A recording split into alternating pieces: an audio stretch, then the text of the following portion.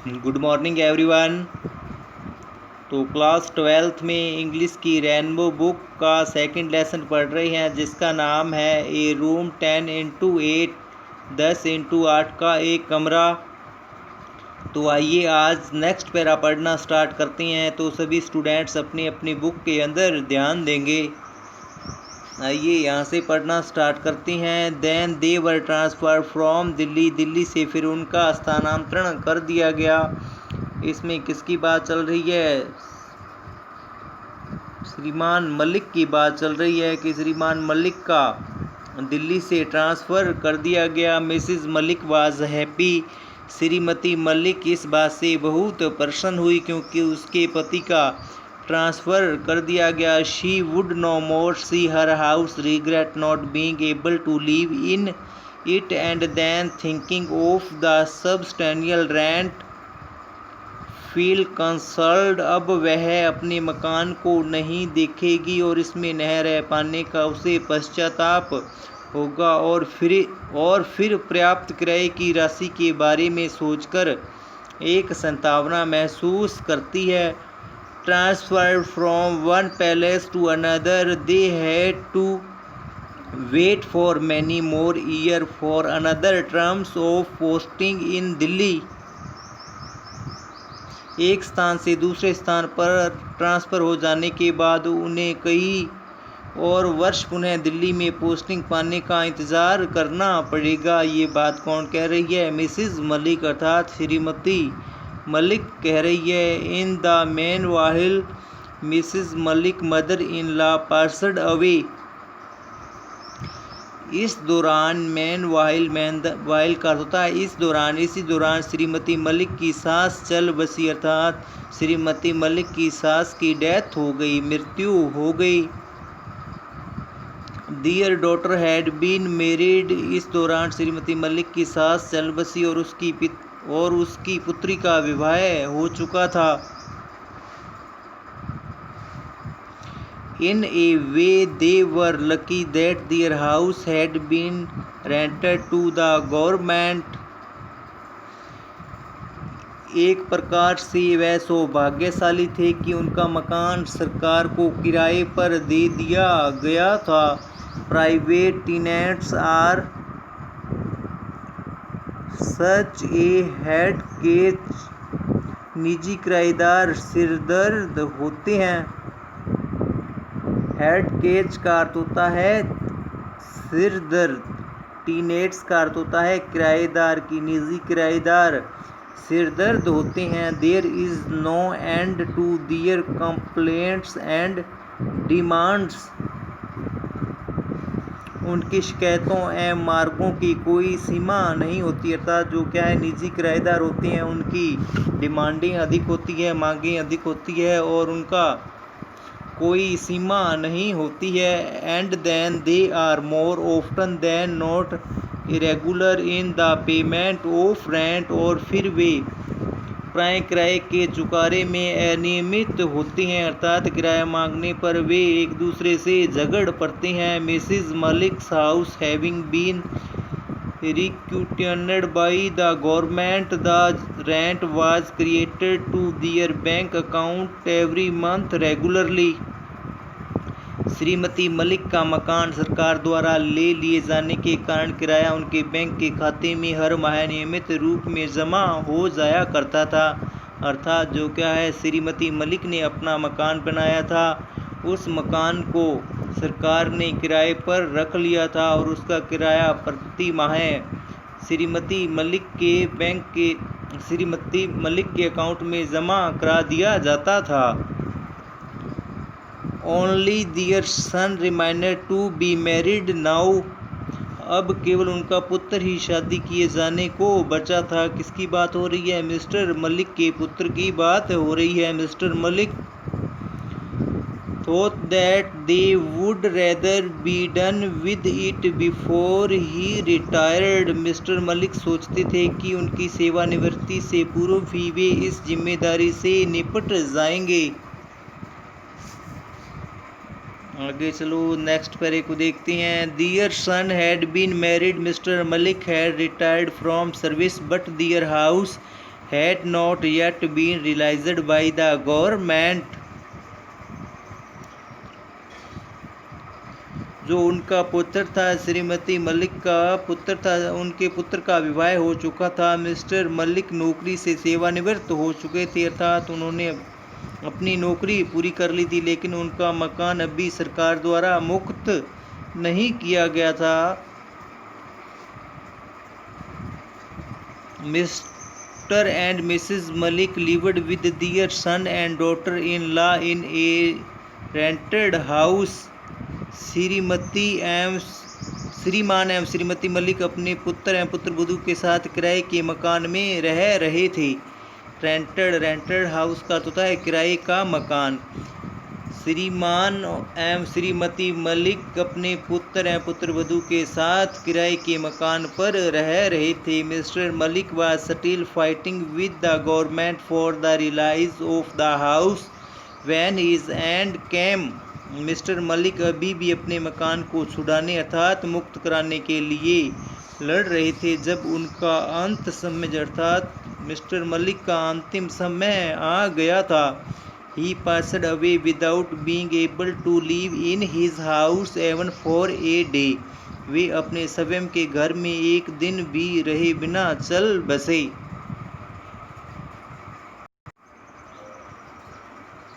Next देखो।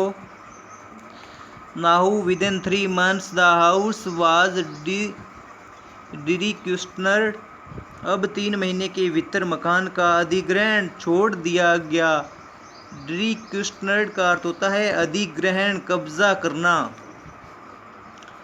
Mrs Malik's daughter in law was keener than Mrs Malik to shift to her own house. श्रीमती मलिक से भी अधिक उनकी बहू उसके अपने घर में जाने को इच्छुक थी, अर्थात जो श्रीमती मलिक की पुत्रवधू थी वह अपने घर में जाने के लिए उससे अधिक इच्छुक थी। The movement they were restored possessions of the house she had it painted and polished and started shifting।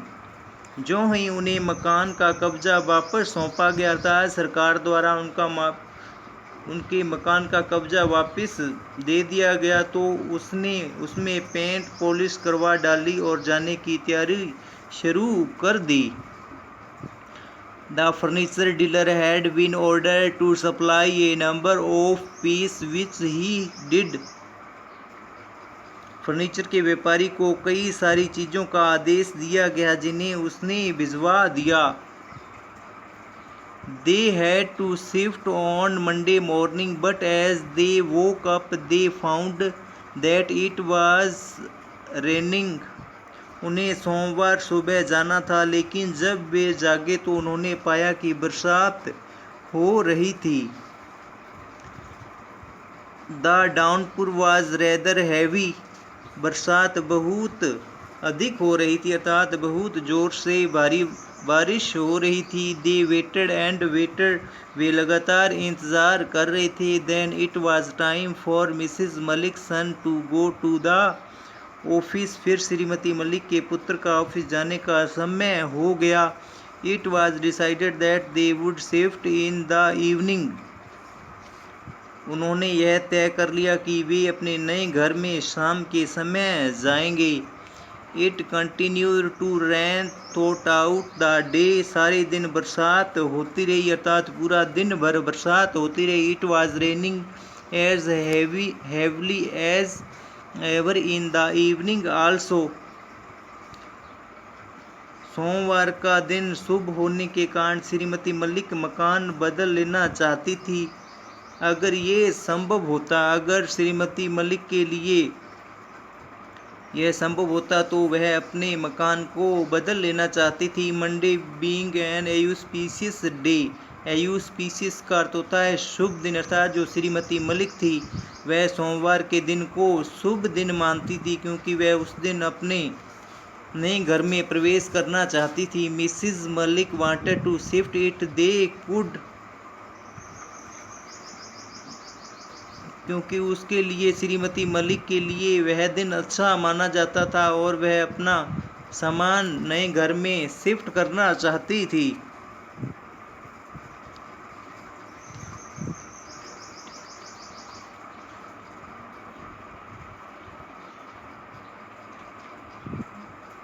आगे नेक्स्ट देखो, out of the consideration for his mother the son decided to shift even though it continues to rain heavily.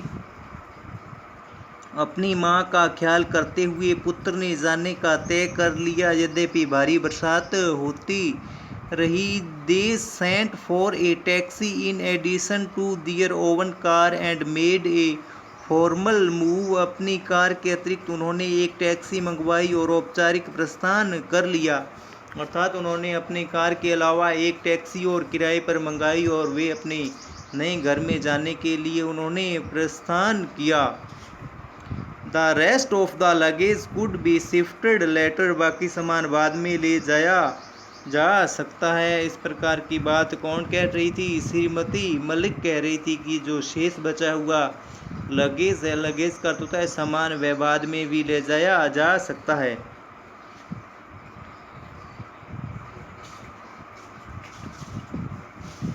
It was raining incessantly. Sitting in the back seat of the car, Mrs. Malik was lost in memories. देखो, it was raining incessantly. Incessantly का अर्थ होता है बिना रुके, बरसात बिना रुके जारी थी। Sitting in the back seat of the car, Mrs Malik was lost in memories. Memories का अर्थ होता है यादें, पुरानी यादें। कार की पीछे की सीट पर बैठे हुए श्रीमती मलिक यादों में खो रही थी। आगे नेक्स्ट पैरा पढ़ते हैं। was pains she had taken while the house was under construction. The days when the missed her meals. उन्होंने निर्माणाधीन मकान के लिए कितने कष्ट उठाए थे। ये बात कौन सोच रही थी? जो श्रीमती मलिक थी वह कार की पिछली सीट पर बैठे बैठे सोच रही थी कि उन्होंने मकान को बनाने के लिए कितने कष्ट उठाए। अर्थात वे क्या है, पूरा दिन उन मिस्त्रियों के पास में रहती थी। The days she stood in the scorching heat of the sun, supervising the work in progress. वे दिन जब वे भोजन नहीं कर पाई थी, वे दिन जब वे झुलसा देने वाली गर्मी में मकान के चलते हुए निर्माण कार्य की देखरेख करती थी। ये क्या है? जो मिसेस मलिक है वह कार की पिछली सीट पर बैठी हुई सब बातें सोच रही थी। The day she was drenched in rain, the architect has prepared a sketch of the house in colour, the way it would look when completed. वे दिन जब वे बरसात में भीग जाया करती थी, जब क्या वे अपने नया घर बनती थी तो वहाँ पहुँचती थी तो वह बरसात के अंदर भीग जाया करती थी। गृह शिल्पी ने घर का एक रंगीन रेखा चित्र बनाया था। यह दिखाता था कि पूरा होने पर मकान कैसा दिखाई देगा।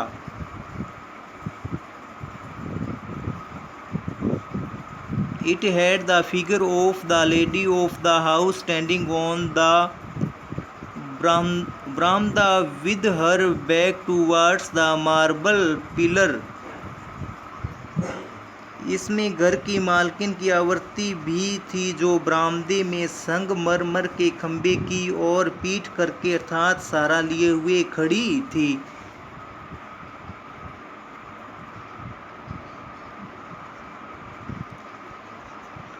एलिजेंट एंड ग्रेसफुल, सुंदर एवं शालीन थी। जो क्या है, आर्किटेक्ट गृह शिल्पी कलाकार ने एक मूर्ति बनाई थी, वह सुंदर और शालीन थी। एन इमेज ऑफ कंटेनमेंट, संतुष्टि की प्रतिमूर्ति। कंटेनमेंट का अर्थ होता है प्रतिमूर्ति। क्लैड इन ए मैरून साड़ी, उसने गहरी लाल रंग की साड़ी पहने हुई थी। जिसने अर्थात गृह शिल्पी ने एक मूर्ति बनाई थी, वह गहरे लाल रंग की साड़ी पहन रखी थी। Mrs Malik felt that the architect has painted her। Shrimati Malik ने सोचा था कि गृह शिल्पी ने उसी का चित्र बनाया था। अब क्या है, जो श्रीमती मलिक थी वह सोच रही थी कि जो गृह शिल्पी था उसने उसी का ही चित्र बनाया था। But she never brought maroon colored saree। The figure in the sketch, however, was as tall as Mrs. Malik। लेकिन उसने कभी भी गहरी लाल रंग की साड़ी नहीं पहनी थी। इस प्रारूप में बनी आकृति यद्यपि उतनी ही टाल का अर्थ होता है ऊंचाई की थी जितनी ऊंचाई श्रीमती मलिक की थी। अर्थात जो क्या है, गृह शिल्पी ने वह एक मूर्ति बनाई थी वह उतनी ही थी जितनी श्रीमती मलिक की ऊंचाई थी। Reclining against the pillar, she stood the way Mrs. Malik used to stand। स्तंभ से हटकर या सटकर वह आकृति उसी तरह खड़ी थी जिस तरह श्रीमती मलिक खड़ी रहा करती थी। Mrs. Malik saw the figure in the sketch and would go and stand before the dressing table many a time। Shrimati Malik ने प्रारूप में उस आकृति को देखा था और वे कई बार ड्रेसिंग टेबल के समक्ष जाती थी और खड़े होकर स्वयं को देखती थी। किसमें? ड्रेसिंग टेबल की बात कर रहा है कि ड्रेसिंग टेबल में श्रीमती मलिक स्वयं को देखा करती थी। She thought that she must show that sketch to her daughter-in-law some time। वह सोचती थी कि उन्हें वह प्रारूप कभी अपनी बहू को दिखाना चाहिए। इस प्रकार क्या है, जो श्रीमती मलिक थी वह क्या है सोच रही थी, जो कि इस प्रकार का प्रारूप था। स्केच का अर्थ है प्रारूप। इस प्रकार का प्रारूप बना हुआ था वह कभी अर्थात आने वाले समय में अपने पुत्र वधू को दिखाएगी। तो आज के लिए इतना ही। हाँ स्टूडेंट्स, एक बार आपने इस लेसन को पढ़ना है और मीनिंग नोट करनी है। तो आज के लिए इतना ही। Okay, bye bye, have a nice day.